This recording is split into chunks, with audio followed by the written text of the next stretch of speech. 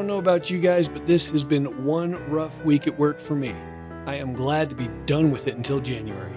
And it looks like that is perfect timing because the interns have had their keyboards removed and we have some actual Warbonds in the store today. Alright, so the Warbond we did get today is the Sant'ok Yai. Now, if you recall, this used to be a $220 ship anyway, so the increase from concept to live is $20, so keep that in mind. Look, if you missed all those previous sales or you didn't buy a standard upgrade when it was a concept price, then you missed out. Maybe you just got into the game now, maybe you're just finding out about the CCU game. So it's a $240 ship now, so sure, it's a discount for today's price, but it's not a discount to previous prices. So all of us that have been playing for a while know how this game is played, and that's why we buy some of these when they're concept prices with in-store credit, just because it works out. We know the price is going to increase, and this one, there you go, it's a $20 increase. So if we get the Warbond, again, the Hurricane's still the best choice. Anything else and you're leaving money on the table. If you have a Vulcan in the chain, again, that's not a good one to use right now. I would wait until the Vulcan gets released because this price is probably going to also increase by $20, maybe even $30. So let's say the Vulcan goes to $220. If you bought this now for $20, well, you wouldn't save any money anyway. So why not just keep that money in your pocket for now, right? If this thing goes to $230, then you would have paid $20 for a $10 upgrade. That's definitely not worth it. So again, we try and get the ship that's the highest price ship below it to upgrade to, which is the Hurricane for this ship, $10 upgrade, and you save $30 technically. So it's a decent savings on the new price. Again, anything else is pretty much leaving it money on the table.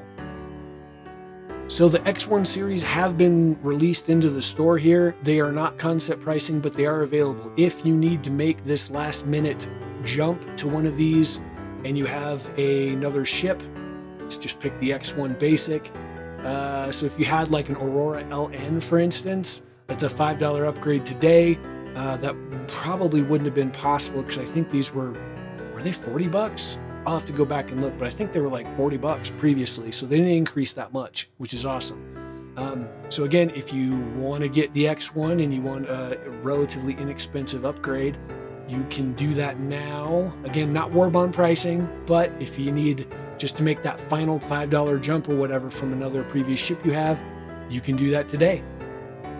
As an FYI, I did double check the Nomad, the Titan, and the 100i, and they are still not Warbonds. So if this is the first time you've seen a video about CCUs, the Nomad and Titan and 100i currently appear to have two options, but they just give you a paint with the CCU. It is not a Warbond price. It is still $80 to $80. There's no savings here.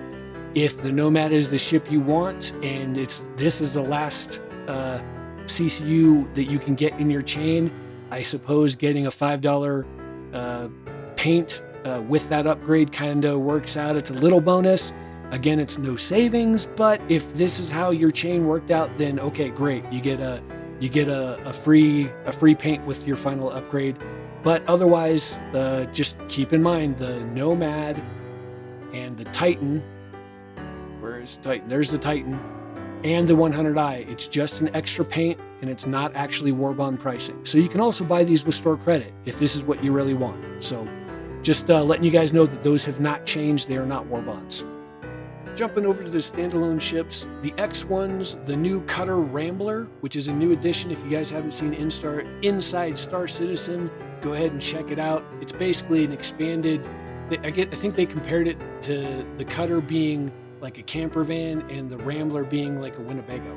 So it's a little bigger. It's more like a Nomad on the inside. It's got the full kind of suite going on, a little bit reduced storage, and then it's got an extra fuel tank up top. You can actually see it here. So that's in the store. All of the X1 series are in the store. Warbond pricing. And I think that's it for the new stuff. The Sulians, of course, still there. My guess is the Storms. Yep, both Storms are still there.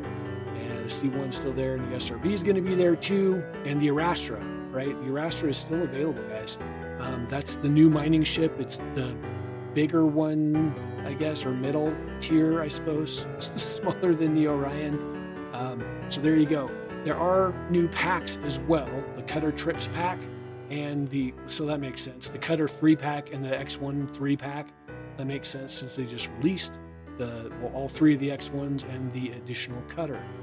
The other ones are not new, but if this again is your first CCU video, these packs do offer some savings, but not good enough for us because we play the CCU game. Maximize those savings, guys. That's it for the quick recap of basically just one Warbond CCU, but hey, that's kind of how it rolls sometimes. I'm going to keep checking the store and giving you guys updates as they release them. If they do, I'm hoping they do. Seems like a good Christmas season so far. But that's it for me. Zi-Tek out.